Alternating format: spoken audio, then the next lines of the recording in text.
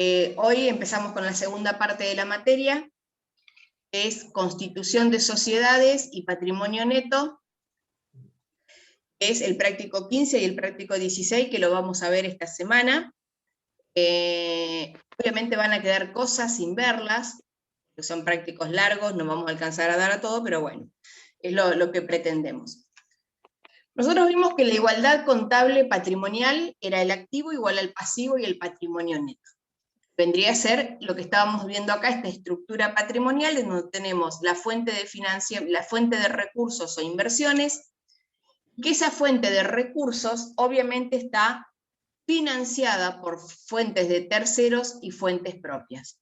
A esta altura sabemos que la fuente de tercero es lo que vamos a denominar el pasivo, es decir, todas las obligaciones que tiene el ente, y la fuente propia son justamente los aportes de capital que los socios del ente hicieron para la formación de ese ente.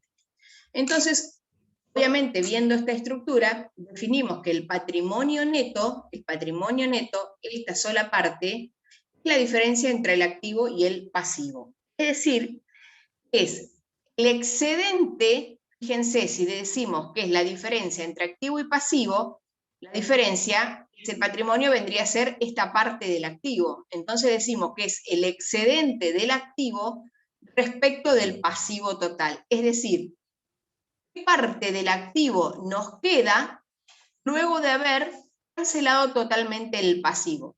Fíjense que si nosotros tapamos este patrimonio neto, tapamos lo amarillo, decimos que esta parte que yo les estoy marcando acá es el activo que tengo y puedo llegar a cancelar mi pasivo.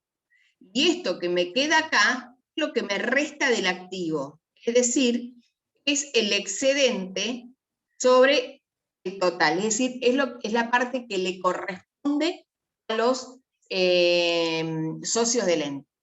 Fíjense que al observar el gráfico notaremos que la estructura de la inversión, esto voy a ir rápido, aparte ya lo vimos, la estructura de la inversión, es decir, el activo, posee la misma cuantía que la estructura de financiamiento, es decir, financiamiento de terceros más financiamientos propios. De ahí es donde deriva que el activo es igual al pasivo y el patrimonio neto. Sabemos que esta expresión algebraica la podemos llegar a diferenciar haciendo un pasaje de términos y sacamos que el patrimonio neto es activo menos pasivo. Es decir, el patrimonio neto, recuerden que no es lo mismo patrimonio neto que patrimonio, se compone de los aportes de los propietarios más los resultados que se han acumulado a lo largo de toda la vida del ente. Entonces acá ya empiezan a aparecer cuestiones importantes. ¿Cómo está compuesto el patrimonio? Bueno, entonces el patrimonio dijimos que es el activo menos el pasivo, es el patrimonio neto. Pero el patrimonio neto, y fíjense que acá ya lo dividimos en dos grandes rubros: aporte de los propietarios y resultados acumulados. La RT9, resolución técnica número 9, las resoluciones técnicas son normas contables que establece el Consejo Profesional de Ciencias Económicas y que va numerando, hay diferentes números de resoluciones, y la resolución técnica 8 y 9 sobre exposición. Por eso estamos hablando acá que en la 9 dice que las partidas integrantes del patrimonio neto deben clasificarse y resumirse de acuerdo a sus orígenes. Entonces fíjense que acá, en esto importante que les señalo, me aparece algo fundamental, así como les dije al principio, del cuadrito del machete, en cuanto a por dónde se inicia un activo, un pasivo, un patrimonio neto. En patrimonio neto les digo esto que es importante. Si yo les digo, ¿cómo está compuesto el patrimonio neto? Bueno, el patrimonio neto se compone de dos fuerzas importantes. Por un lado, el aporte de los propietarios, es decir, el aporte capitalizado. Y por otro lado, es lo que llamamos los resultados acumulados. Es decir, por un lado tenemos los aportes y por otro lado los resultados. Entonces, fíjense que acá les muestro, como nosotros sabemos, perdón que justo hay un docente que me está llamando, a ver.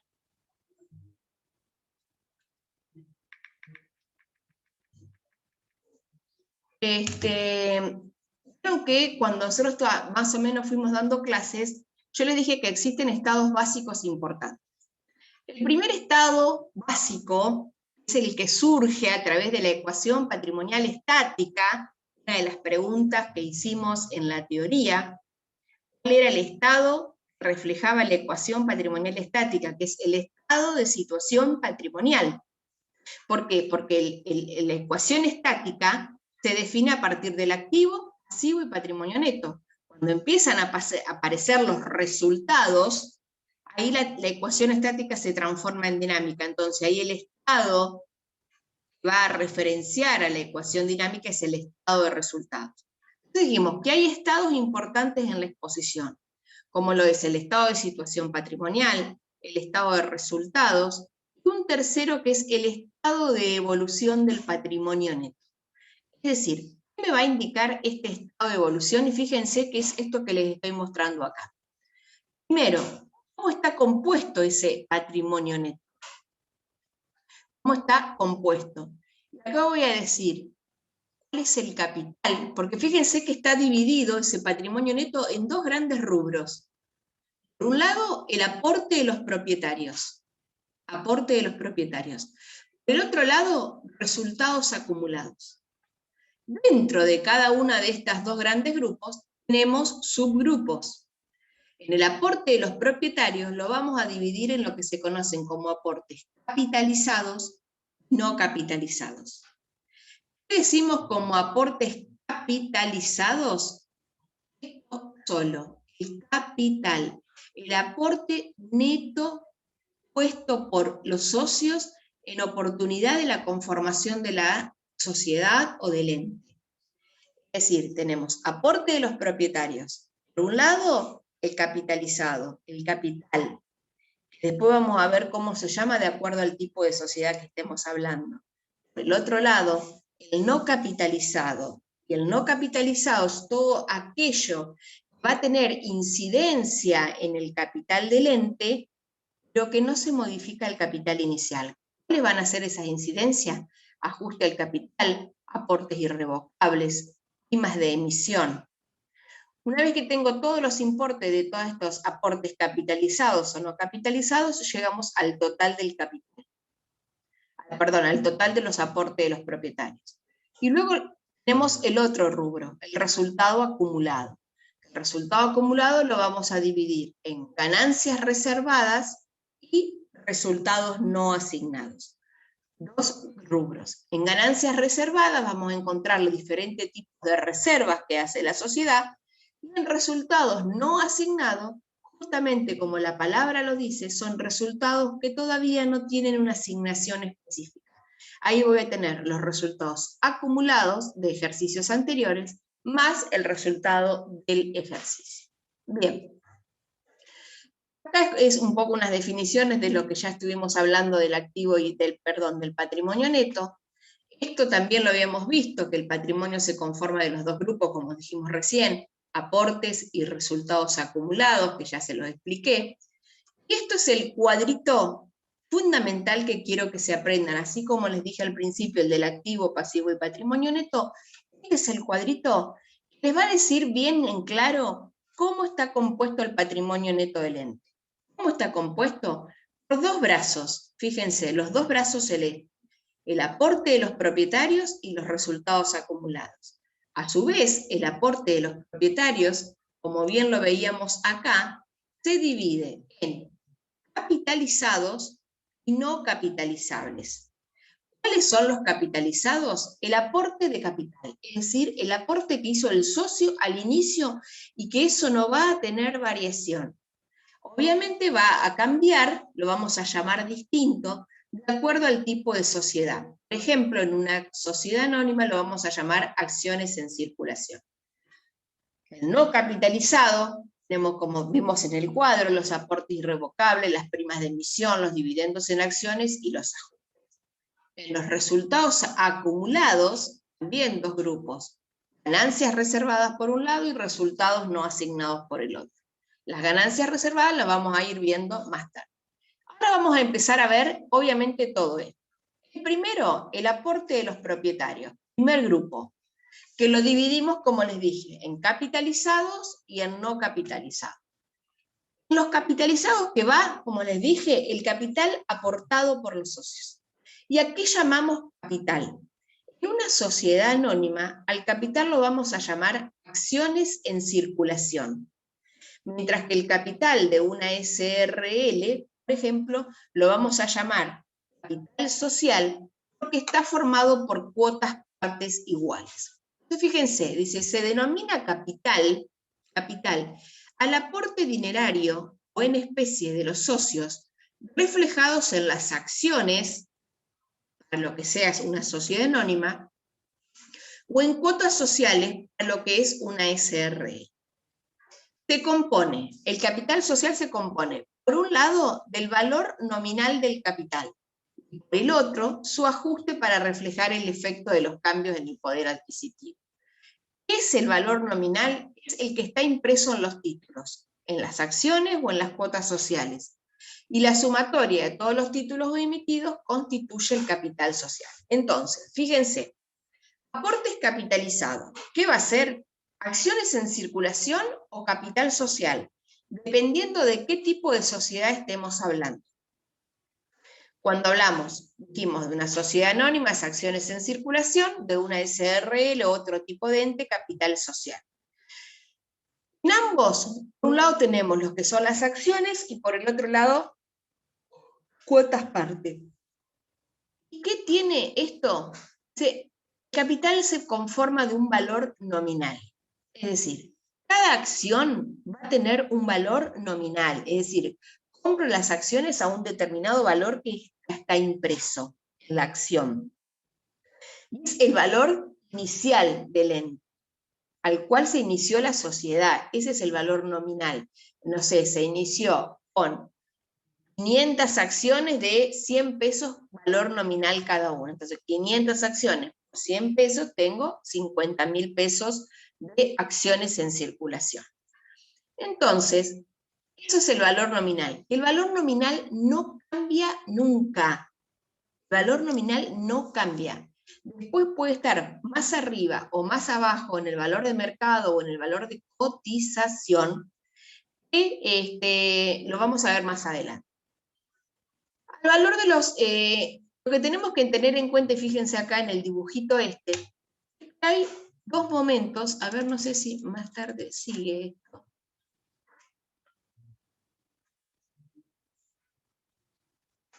No, lo explico ahora.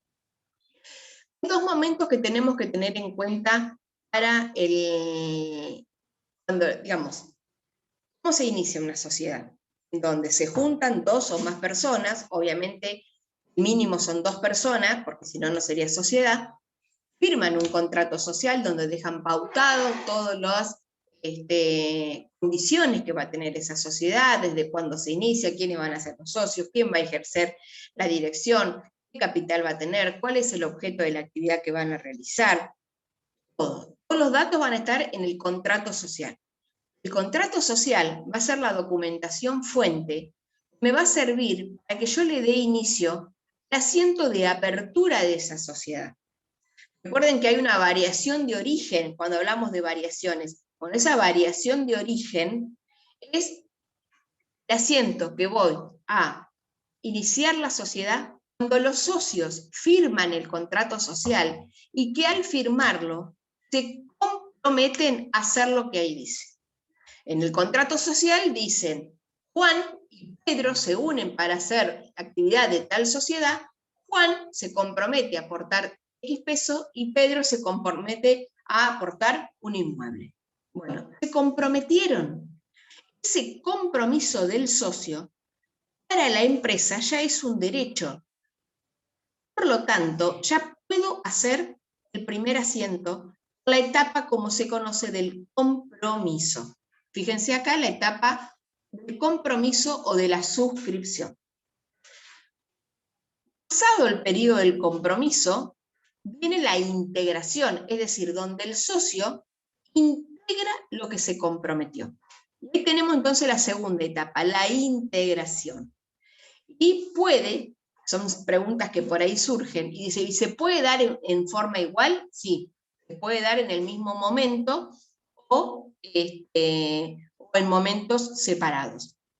Si al momento de la suscripción, el aporte de bienes debe hacerse íntegramente. Es decir, si Juan y Pedro, uno se comprometió a hacer aporte de bienes y otro se comprometió a hacer aportes de dinero, la ley de sociedades comerciales, que es la que va a enmarcar normativamente a estas empresas, dice que cuando el aporte es de bienes, obviamente se debe hacer íntegramente. Es decir, yo no puedo aportar un rodado por la mitad. Comprometo a aportar un rodado, debo integrarlo en el 100%. Ahora, cuando el compromiso es en efectivo, se debe integrar, los socios están obligados a integrar por lo menos el 25% y están obligados a cancelar el saldo restante, es decir, el 75%, en un plazo no mayor a 2 años. Es decir, firmo el contrato, me comprometo a aportar 100.000 pesos. En la etapa de la integración puedo aportar solamente 25.000. Los 75.000 restantes tengo por la ley 2 años para poder hacerlo. Ese es en el caso de los aportes en efectivo. Mientras tanto, la empresa sobre ese saldo restante tiene un derecho. ¿Sí? Y ahora vamos a ver cómo se registran esos derechos. Bien, preguntas hasta acá. Me digan todo, entendí, y después yo veo los resultados. Díganme, ¿qué es lo que no entienden? Si tienen dudas. Profe, ¿y esto sería que aumenten caja y aportan todo, sería aportación de los socios, ¿no? Perdón, no te entendí. Cuando los socios pagan, ¿Pagan sería qué? que aumenta, le pagan el 25%, que tienen Sí, 2 años. ¿Eso lo pagan con plazo de anuales o cómo sería eso? como plazo anual. Claro, viste que tienen 2 años para pasar el 75%. Bueno, lo pagan cuando quieren. Dentro de los 2 años lo pagan cuando quieran. Ah, listo. Dentro de los 2 años. Bien, vimos lo que era el aporte al capital, o sea, el aporte de los propietarios, lo capitalizado, lo que habla netamente del capital. Lo que aportan los socios. Luego tenemos la parte no capitalizada. La parte no capitalizada vendrían a ser todas aquellas cuentas contables que vamos a utilizar para demostrar que el capital aumenta o disminuye, pero que no lo hacemos directamente sobre la cuenta capital. Usamos justamente otras cuentas que son de aporte, que surgen por el aporte de los propietarios, pero que no están capitalizados. Aumentan el patrimonio neto, pero no como capital. ¿Sí? ¿Se entiende la división? Una parte es capital, que es el aporte neto, propiamente dicho, del socio, y por el otro lado son las modificaciones que tiene ese capital, que surgen por el aporte de los propietarios, pero que no lo enmarcamos en una cuenta que se llame capital, sino que la vamos a usar otro tipo de cuentas de acuerdo al tipo de aporte que estemos hablando. ¿Cuáles son esas? Por ejemplo, ajustes al capital. Ajustes al capital es la cuenta que vamos a utilizar cuando ese capital se tenga que modificar por justamente, por ejemplo, el efecto de la inflación. Y al cierre del ejercicio tenga que hacer los asientos necesarios para poder registrar ese efecto de la inflación sobre el capital. Pero recuerden que no es sobre la cuenta capital, vamos a usar la cuenta ajustes. Luego también aparece otro nombre nuevo, que es aportes irrevocables. Y acá les voy a leer un poquito. Dice, representan aportes de los accionistas no capitalizados. Fíjense lo que dice acá, o sea, aporte de los accionistas, el primer grupo. Pero dentro de ese grupo se dividía en dos, del cual los no capitalizados. Es decir, es un aporte por el cual no se aumenta el capital legal, pero sí tienen el carácter de irrevocables y fueron efectivamente integrados. La resolución técnica nueva las considera como aportes irrevocables aquellos que cumplen con las siguientes condiciones: que hayan sido efectivamente integrados, el destino del aporte es su futura conversión en acciones, que hayan sido aprobados por asamblea de accionistas, que se firme un contrato entre el aportante y la sociedad determinando las condiciones del mismo, y que los aportes que no cumplan las condiciones integran el pasivo. ¿Cuáles son las características de este tipo de aportes irrevocables? Dice, los socios o terceros entregan dinero o bienes a la sociedad a fin de que se aplique al pago de acciones a emitir en el futuro. El directorio los recibe a referéndum de la asamblea, es decir, los pone a consideración de la asamblea, y es esta la que tiene que decidir la aprobación o no. No existe en el momento en que se reciben los fondos la decisión de la asamblea. Estos aportes son irrevocables para quien los efectúa, por eso se llaman así, porque se compromete por medio de una escritura pública a no reclamar su devolución. La sociedad no está obligada a capitalizarlos, ya que el directorio no puede comprometer la opinión del órgano volitivo, pero sí se tratará su aceptación o rechazo en una próxima asamblea de accionistas. Toda sociedad tiene un consejo directivo, lo vamos a llamar asamblea, es decir, los que deciden sobre la sociedad.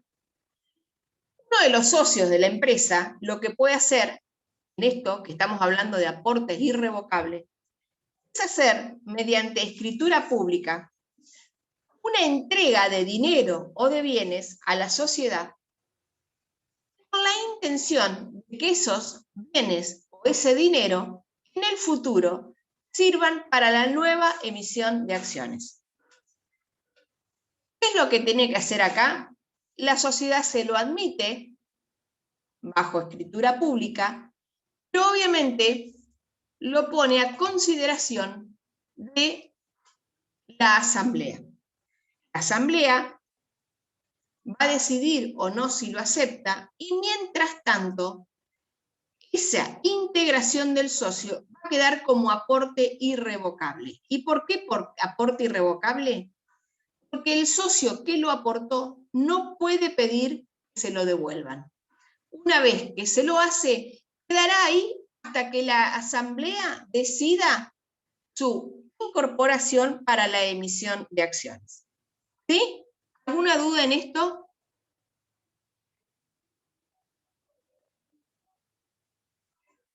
Por eso se llaman aportes irrevocables, porque una vez que el socio los ingresó al ente, no puede pedir su restitución, porque así lo hizo por escritura pública. Una vez que los